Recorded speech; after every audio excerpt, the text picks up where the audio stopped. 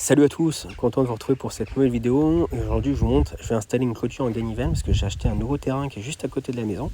Et ça va me permettre de rajouter une petite zone avec des fruitiers. Et donc aujourd'hui je vais vous montrer comment j'ai posé cette clôture en ganivelle. Alors j'ai choisi de la ganivelle parce que je trouve ça assez esthétique avec le côté bois. J'ai pris avec un écartement de 2-3 cm, ce qui permet de faire brise-vue aussi. Et avec une hauteur de 175 cm, donc ça fait vraiment une bonne clôture avec la partie des voisins. Donc je vais vous montrer comment j'ai positionné tout ça. La ganivelle, je l'ai acheté chez Matériaux Naturels. Donc ils font tout ce qui est matériaux pour la maison, pour l'habitat. Et donc je vous mettrai les liens en dessous. Et si ça vous intéresse, il y a une petite code de réduction pour si vous souhaitez acheter quelque chose chez eux. Donc je vous mets tout ça dans la description avec le lien vers le site.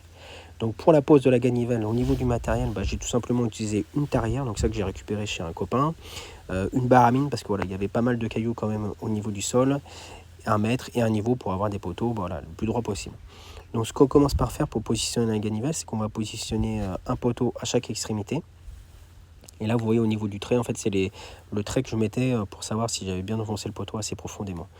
Donc on va tendre ensuite un cordeau entre les deux poteaux qui sont à chaque extrémité, ce qui va nous permettre de faire l'espacement pour tous les poteaux qu'on devra positionner sur tout le long de la clôture. Donc là il faut savoir qu'elle va faire 14 mètres de long. Et donc les poteaux, je les ai espacés d'environ 1,20 m entre chaque poteau. Donc pour avoir le bon enfoncement au niveau des poteaux, je faisais un trait. Donc vous voyez, là je les enfonçais d'à peu près 50-60 cm chaque poteau. Et pour creuser, voilà, tout d'abord au début je fais ça à l'intérieur. Donc ça permet vraiment de faciliter le trou. Parce que voilà, si on fait tout à la baramine, c'est assez compliqué. Et donc là, vous voyez, il y a bien le marqueur avec le trait qui correspond au niveau à laquelle je devais l'enfoncer. Donc j'avais quand même pas mal de cailloux au niveau des trous. Donc ce qui fait que voilà, la tarière ça peut être efficace sur une certaine partie, mais dès qu'il y a des cailloux ça va venir bloquer. Donc là j'utilisais la baramine, vous voyez on avait quand même des gros morceaux de cailloux. Donc j'y vais à la baramine, voilà, pour finir, pour vraiment casser les cailloux qui étaient présents dans le fond. Et après je réutilisais la tarière et ainsi de suite jusqu'à ce qu'on arrive à la profondeur voulue. Donc pour enfoncer les poteaux, ensuite on peut utiliser, alors moi j'avais pas d'enfonce-pieu, donc là j'ai utilisé une masse mais avec une cale entre les deux pour éviter de fendre les poteaux en fait. Mais voilà, l'idéal c'est vraiment d'avoir un enfonce-pieu et ensuite on vient enfoncer les poteaux jusqu'à ce qu'ils soient au niveau du trait que je vous avais montré, que j'avais marqué sur chaque poteau. On prend le niveau pour être sûr que le poteau est bien aligné et derrière voilà, une fois que j'avais positionné tous les poteaux, ce que ça rend. Ensuite je suis venu tout simplement rajouter sur chaque extrémité une jambe de force pour bien solidifier la clôture et pour pas que ça force trop sur les poteaux extérieurs. Donc là pour la jambe de force, voilà, je suis venu simplement la fixer avec des vis. Je l'ai bien enfoncé aussi pareil d'environ 40 cm dans le sol. Et pour faire l'angle entre le poteau, je suis venu tout simplement utiliser la tronçonneuse pour avoir le bon angle ici, pour avoir une jonction la plus clean possible. J'ai rajouté pour finir des fils de tension.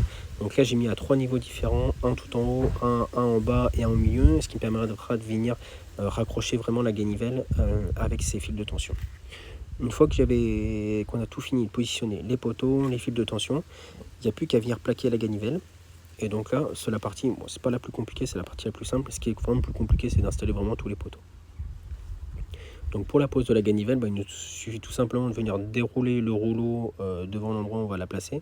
Donc là c'était des rouleaux de 5 mètres que j'ai utilisés. Et on va commencer par voilà, un côté. Donc là vaut mieux être deux pour la lever parce que voilà, là il y avait quand même un petit peu de poids. Donc on commence par fixer au niveau du poteau de l'extrémité. Moi je l'ai fixé avec des vis. Donc tout simplement des vis inox.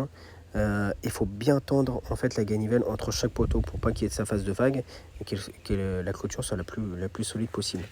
Donc là je vais vous montrer après, mais j'utilise une pelle en général pour faire la tension entre les poteaux et voilà qu'elle soit au maximum tendue en fait. Alors ensuite il y a la partie où on doit faire la jonction entre deux morceaux de ganivelle. Donc vous allez tout simplement retirer le dernier poteau, enfin la dernière barre de ganivelle. Donc voilà, on défait tout simplement les fils de fer et on va venir refaire la liaison avec la ganivelle suivante. Vous voyez, vous allez tout simplement réentourer ce morceau là autour de la ganivelle d'après. Une fois que c'est fait, il n'y a plus qu'à retendre et on refixe, voilà, on va refixer au poteau. Et vous voyez, je vous disais, j'utilisais la pelle et avec la pelle comme ça on fait bras de levier, ça permet de vraiment tendre au maximum et derrière on vient visser sur le poteau. Et là je mettais à peu près 5-6 vis par poteau pour que ce soit vraiment solide. Voilà le rendu final. Donc là, ça fait une clôture. Ça fait quand même un bon brise-vue, parce que voilà, l'espacement est assez serré. Après, en fonction de ce que vous voulez, vous pouvez mettre un espacement un peu plus serré. Voilà, j'espère que la vidéo vous a plu, puis on se retrouve très bientôt pour une prochaine vidéo.